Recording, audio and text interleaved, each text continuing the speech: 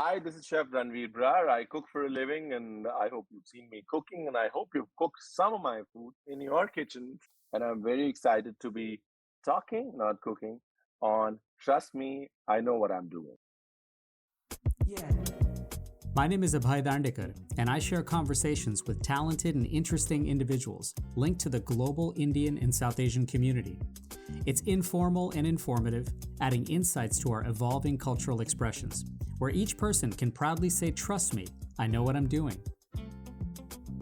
Hello, everyone, and on this episode of Trust Me, I Know What I'm Doing, a warm welcome to chef, restaurateur, artist, and judge on MasterChef India, Ranveer Brar. Stay tuned.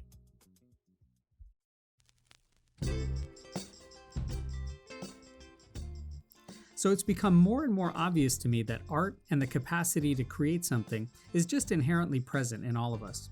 And it's not just the presence, but in many ways, activating it is a vital expression of our soul, critical to making human connection and building trust. And speaking of trust, thank you so much for listening to this and sharing it with your friends and family, for kindly reviewing and rating it, and for following us on social media at Dr. Abhay Dandekar. Now, artistic expression has many vehicles and tentacles to our own identity. So for someone like Ranveer Brar, this is an ongoing path of experience and continual discovery. Ranveer is a celebrated chef, restaurateur, author, actor, and judge on MasterChef India. And while the currency that he deals with often is food, the marketplace of his diverse artistic expression is filled with introspection, storytelling, vulnerability, innovation, and tradition. He's from Lucknow, and in a sense, grew up cooking in the kitchen during langar at his local gurudwara. At 25, Ranveer was an executive chef at a 5-star hotel and has since opened and curated restaurant experiences all over the world.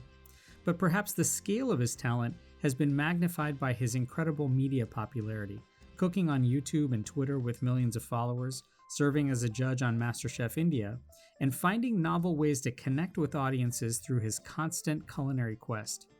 Ranveer has dealt with the twisting journey of career and life with a healthy playfulness and by communicating through his art in a variety of venues, as an author, a painter, as a sustainable food ambassador, and even recently as an actor. We caught up for a conversation to chat about his experiences with food, nostalgia, parenting, and much more. But since it's something that's always on my mind, I needed to start off quite appropriately. Of course, talking about mangoes. I'm rather envious and jealous because you're likely in the peak of mango season right now. And hopefully you're enjoying it on all of our behalf. Here in California, we don't quite have a mango season. So I have to ask you, because I've been reading your blog. So is it kohitur or is it hapus? No, it is. It has to be hapus. It has to be hapus. I'm so glad to hear you say that.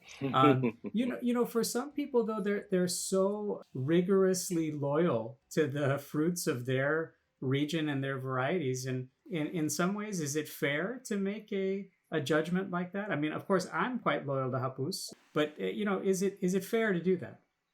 No, I think, see, there's a reason why a certain variety grows in a certain area.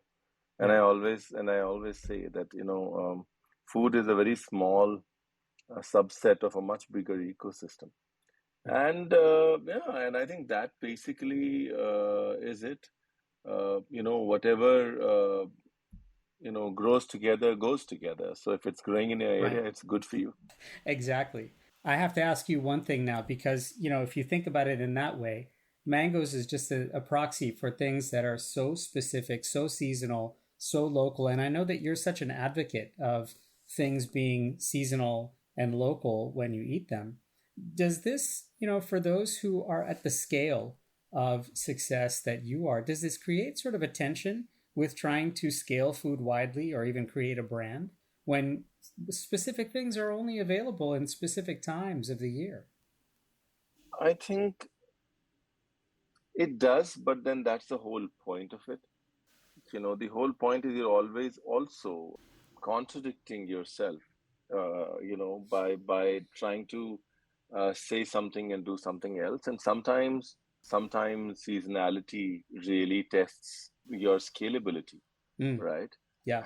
And you gotta make a choice. And I think with age, you tend to turn more towards seasonality than scalability. But you're right. I think it's just, it's just how it is. If I'm craving a chiku ice cream or a chiku flavor, I could dial up Amazon or go to a frozen section and buy some. Yet it's not really in season, and I'm sure there are hundreds and dozens of foods that are similar in that way. Yet, if you're trying to scale a brand and sort of bring that to a mass market, I wonder if that's sounds like it's a dilemma, but it sounds like it is what it is. Yeah, no, it is what it is, and I think it's also for the audience to accept it is what it is and appreciate it more. We very often talk about responsibility, and we talk about we talk about how it's so important to be responsible towards the environment. And there is no future without that responsibility. And yet we want to have mangoes 12 months a year, watermelon 12 months a year. Right. So that's not being responsible towards the environment because, if it is meant to grow without stressing the ecosystem, it would have grown. Yeah. Anytime you grow it off season or where it is not supposed to grow, you're stressing the ecosystem. And in times where ecological responsibility is a big part of our conversation, I Yeah. think it is important that we stick to seasonality, regionality, hyper locality, and the consumers will get it. And hopefully it requires ambassadorship from people like you, right, to set the example of that and in some ways kind of steer the audiences and steer the consumer in the right way. Yeah, I think it's happening everywhere. See, the thing is, ambassadors, and I am an ambassador for a lot of brands and a lot of Yeah. places. But the thing is, the moment you get into ambassadorship, you're getting into the marketing tonality, Right. right? And now you're marketing being ecologically responsible. So you're basically playing the same game that you were playing a few years ago when you were marketing mangoes 12 months a year. So I think that the tool, the vehicle needs to be different, Mm. We might call it cause marketing and not product marketing, and that's why it's different because you're marketing a cause and you're ambassador to a cause and you're not an ambassador to a product. But I think still, in the place where we are, in times where we are, we need to sort of move beyond marketing to have people actually connect to a cause rather than just buy into a cause. Mm. Yeah, Uh, that's a good you way to know. put it. Speaking of having chiku and mango and other things 12 months out of the year, a lot of that is governed in some ways by nostalgia. And for so many people, that becomes a driver and accelerator to what they do. I'm curious for you, how much personally does nostalgia kind of govern your work or drive your work for that matter? I think food is primarily nostalgia. A lot of what we do is dial into our nostalgia or dial into what we think our consumers' nostalgia is, and sort of bring that out in conversation or through our food. Mm. And it's for the simple reason. I think, especially as Indians, Yeah. we have every meal thrice, right? When we wake up, we sort of talk about what we're going to eat. That's the first time we have it, Yeah. right? And the second time is when we actually eat it. Yeah. And the third time is when we talk about it to our friends. We Right. make it a point that we talk about it to our friends, saying, "Hey, you know what? I had this amazing sushi today, and it was really nice," or whatever it was. So I think, as Indians, we are driven by nostalgia when it comes to our eating habits. We like to talk about food sticks for longer for us. Mm. We connect food to a lot more than just the food itself, the Mm. occasion, who we were, the weather, the climate, the festival, and so on and so forth. Yeah. There are many hooks that our food hangs on, and a morsel for an Indian triggers a lot more memories than a lot of other cultures. And in that same spirit, if the morsel is triggering so much and we hang on to it, right, based on the festival, based on the time, based on the company, based on the chef, if we think about it that way, does the nostalgia ever then become ever a barrier to exploration and testing and blending new themes into creating new nostalgia? Mm, I think you're right. There is a fine balance between being conservative and being nostalgic. What I've realized is most of the nostalgia that we dial into or that I experience people speaking about are usually very positive and very we are always chasing moments and memories that were positive, that made a positive impact, that were happy moments, happy memories. So by nature I don't see those happy memories becoming hindrances to making you more stuck up. So I think by nature food nostalgia allows you to explore. By nature, what it sort of brings back is happiness and positivity. And if you want to stick on to happiness and positivity, you'd never be seen as stuck up. You'd probably, You're probably always yeah, pushing the envelope forward yeah. and making new things. You mentioned the balance of that, right, between tradition and say innovation. And is that something that, as you've grown and developed and evolved as a professional, is that something you've had to practice in some ways to find that balance even more? Yeah, I think it's 30% practice, 70% experience. Mm. You also have to sort of let life come to you for you to develop your balance between how much a tradition, how much a innovation. Like in any profession, I always say we are all artists. Yeah, Even when we are in, I see that. I'm talking about your field. I see younger doctors relying more on prescriptions. yeah, And as doctors grow older, the number of medicines on the prescription go less. you're right. Yeah, They rely more on natural healing and say, you know what, we just your kid's gonna be fine. Just go. Don't just come here for me to fill up your paper because you're paying me for it. I think, I think that's what happens as we experience life. We yeah, also through our medium. Medicine's your medium, food is mine. yeah. Um, we learn that we learn where is our line between relying on traditional versus relying on what we have learned and how much we've learned. You're listening to Trust Me, I Know What I'm Doing. After a quick break, we'll come back to our conversation with Chef Ranveer Brar. Stay tuned. Conversation.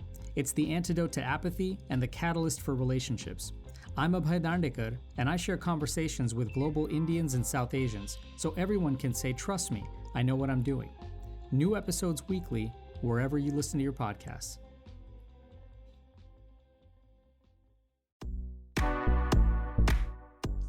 Hi, this is Madhuri Dixit, and you're listening to Trust Me, I Know What I'm Doing with Abhay Dandekar.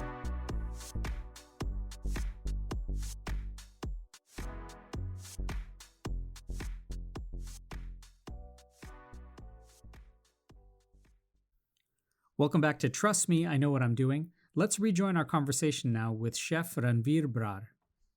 Let me ask you this. I mean, in that same vein, you mentioned the blend between, and I think you're right, right? As you mature, the experience part certainly takes over and you hopefully rely on less of the prescriptive things.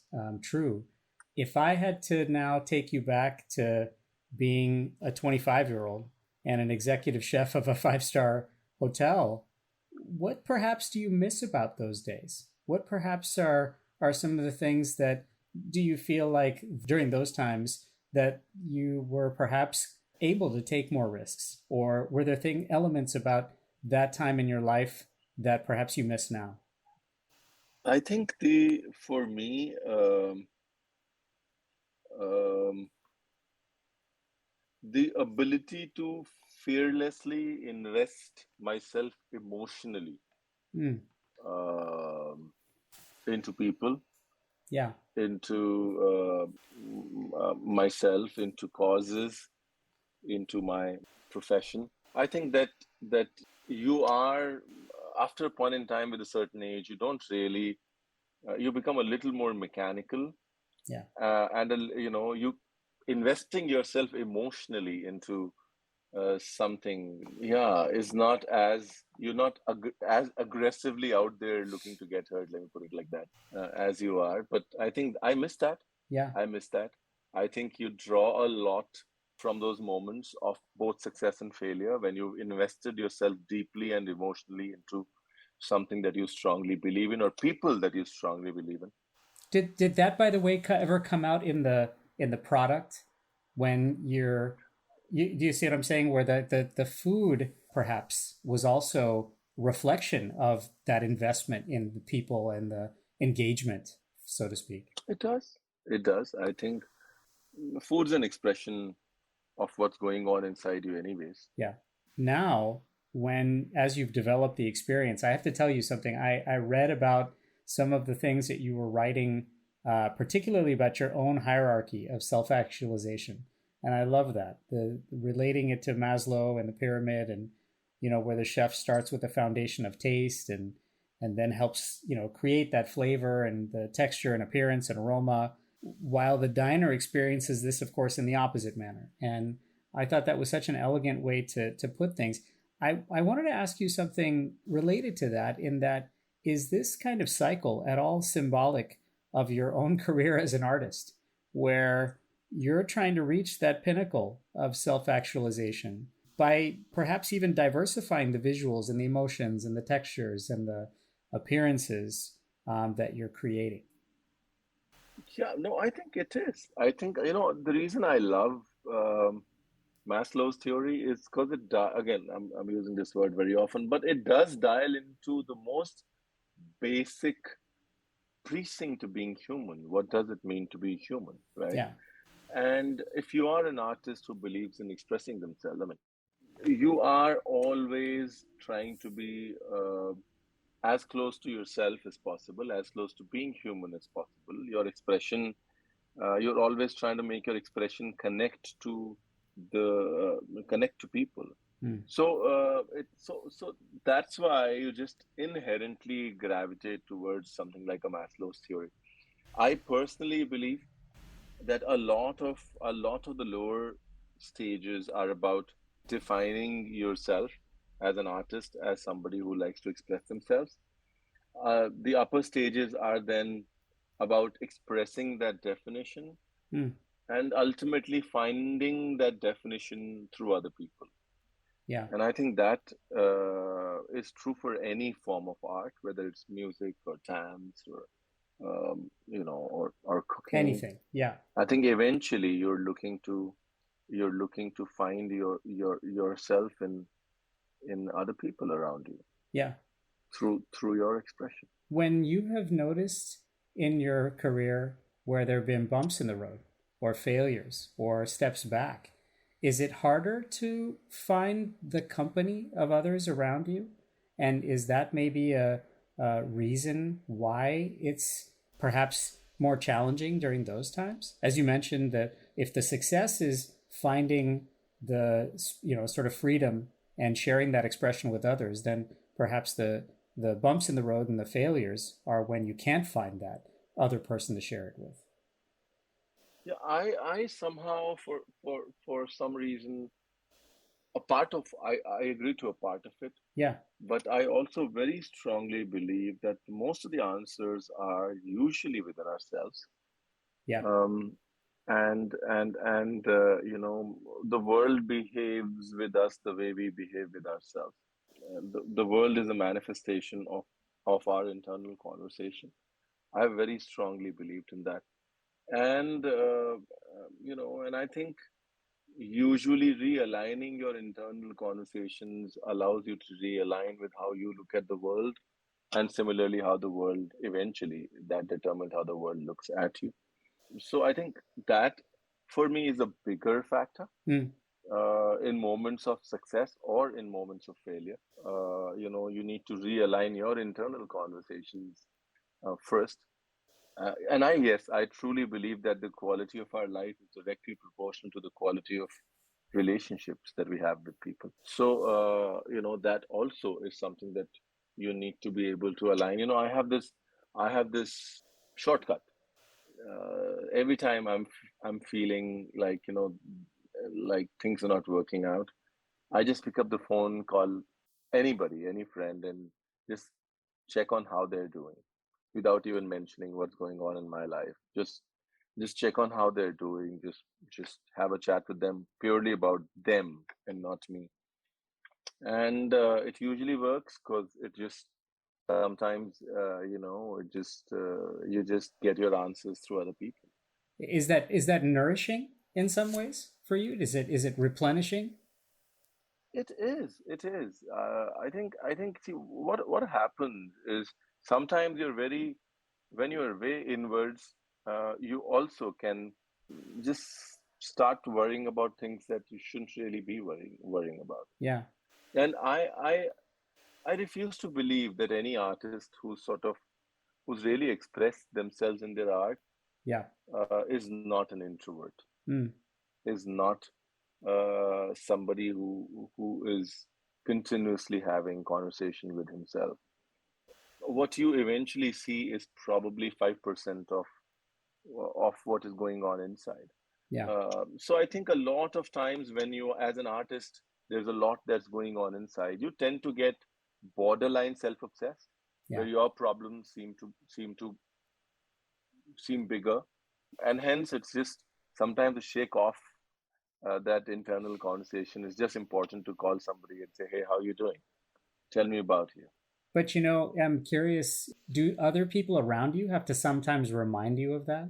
Do you are because we can sometimes have so many blind spots with this. Are there Yeah. reminders that you have to have in place so that you can be, keenly aware of that, that it is time for you to Mm, look outwards and seek out that company?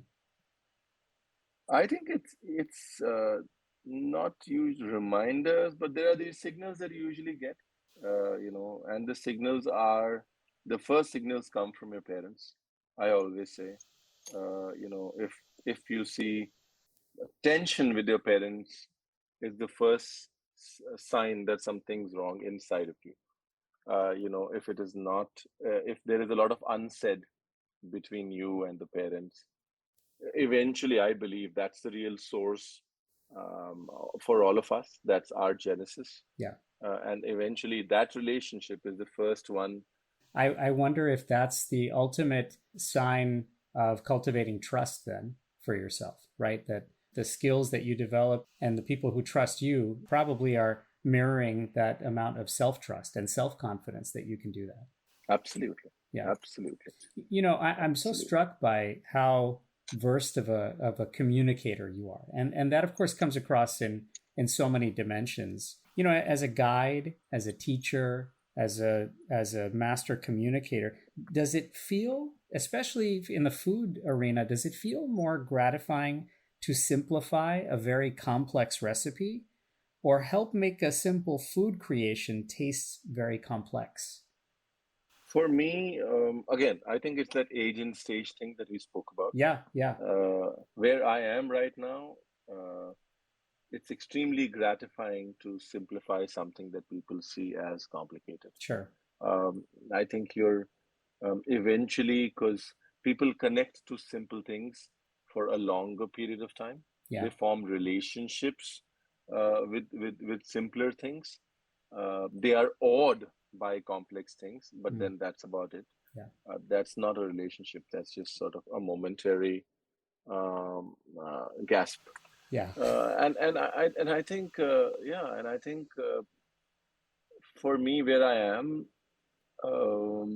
after spending so many years in this profession, it's important that people can, for me, it is important that people connect Yeah. to the medium that I am connected to. That's my service to the medium. And in that same vein, in making the complex more simplified, elegantly for that matter, has that made you a better storyteller in that way? It does, it does. Sometimes what you can't really express with a lot of words, just a small anecdote sort of does it. Yeah. So when your objective is clear, your objective is to find a connection with food. then you choose all ways, forms, and manners. Sometimes it's a recipe, sometimes it's a story, sometimes it's Yeah. an anecdote, sometimes it's a memory, sometimes, yeah, the objective is to simplify and you use all the tools that you have. And has this always come naturally to you, or was this something that perhaps became a skill or even a surprise as you kind of cultivated this over your career? Um, I really haven't given much thought to it. The kind of person that I am, I try and be very much in the moment. Yeah, Uh, the very next moment, I just might be completely detached from the moment sure. earlier. Yeah, but but I try and sort of be 100% in the moment, and it's good to look back and say I've always had it, and I didn't know it, and the storyteller was always a part of me. But I just believe that you know I sitting here am a sum total of my life experiences, my learnings and failures, and sure. yeah, and I think uh, yeah, I can't put a structure to it really. Well, I don't want to. It just takes away the fun of it. well, and you're right. I wonder if like the whole premise is the spontaneity and being authentic in the moment, and it sort of comes to you. You're listening to Trust Me, I Know What I'm Doing. After a quick break, we'll come back to our conversation with Chef Ranveer Brar. Stay tuned. Every story told is a lesson learned, and every lesson learned is a story waiting to be told. I'm Abhay Dandekar, and I share conversations with global Indians and South Asians so everyone can say, "Trust me, I know what I'm doing." New episodes weekly, wherever you listen to your podcasts.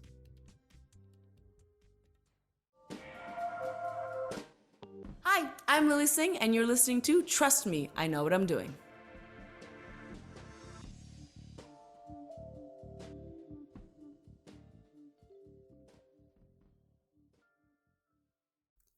Hey everyone, I'm Abhay Dandekar, and you're listening to Trust Me, I Know What I'm Doing. Let's rejoin now our conversation with Chef Ranveer Brar. Speaking of that, if I'm like most other people, I imagine that everyone goes through this, so I'm going to ask if you go through this, but do you actually ever get bored of your own cooking? I do. I do all the time. I do all the time. So actually, that's one of the reasons why I don't see myself cooking in the same restaurant over and over again because I Mm, just get bored. yeah, I just get, and people who come back for the same dish, they will never get the same dish from me because every time I cook, I try and better myself. I try and change the recipe, yeah, do a little bit, I try and be in the moment, and every moment's not the same. So, consistency becomes a huge issue for me sure. because I get bored very, very fast. Is that why AI can't replace you? That's a good one. I don't know if AI can replace me, but AI is cool. Let me tell you that. I'm yeah. Well, I'm interested in that.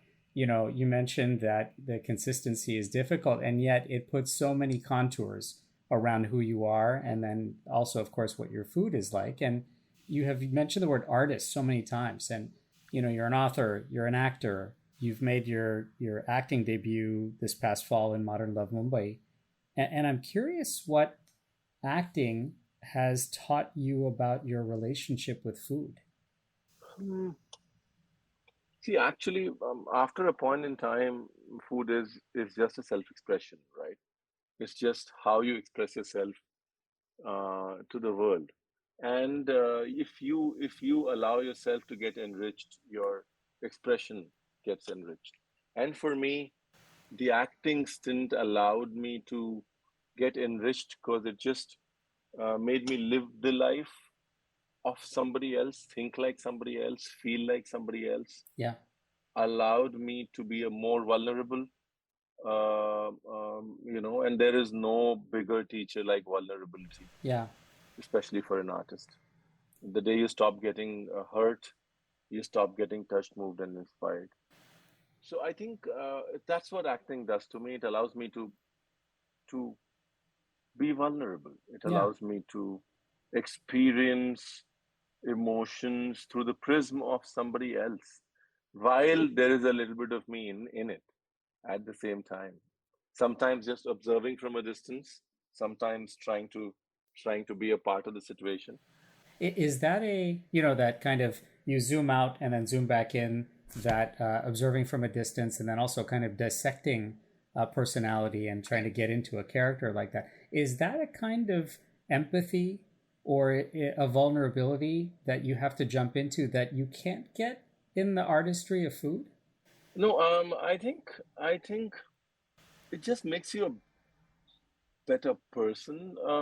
See, when you're into food, you're always touching a medium. It's about you and a certain medium.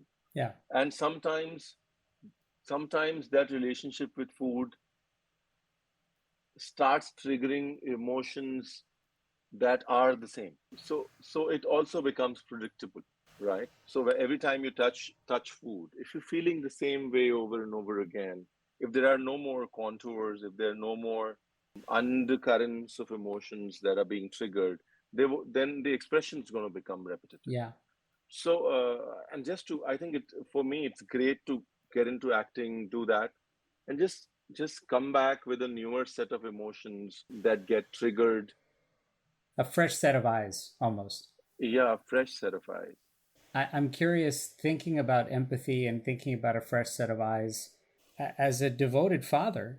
And of course, so much of the food experience being one of kind of sharing nourishment and also in service as a parent. I'm so curious how parenting has at all changed your view of cooking, or even, for that matter, actually even judging on MasterChef India.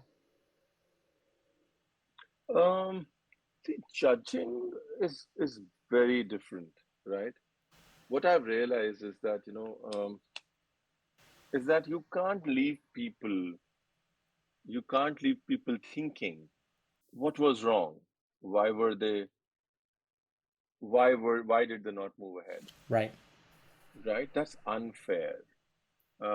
In judging, sometimes you just have to say things as they are Yeah. for people to clearly get it, which can be borderline rude, which can seem borderline rude at that point in time.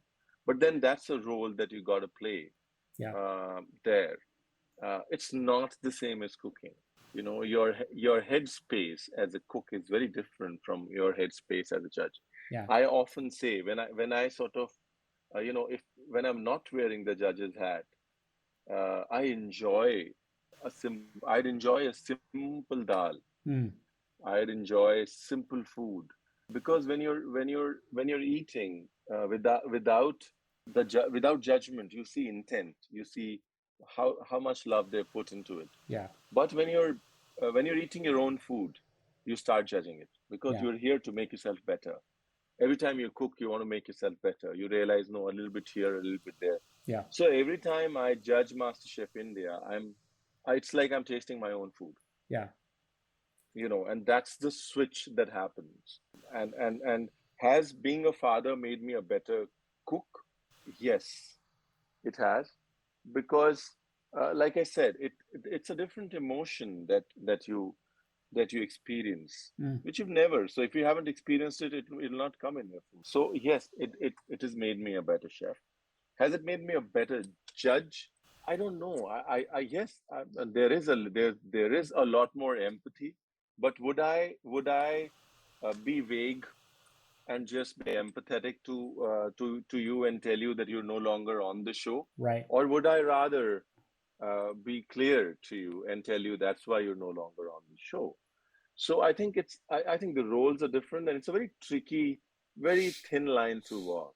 Well, that was a very well put answer. So your parenting skills are obviously fantastic so far.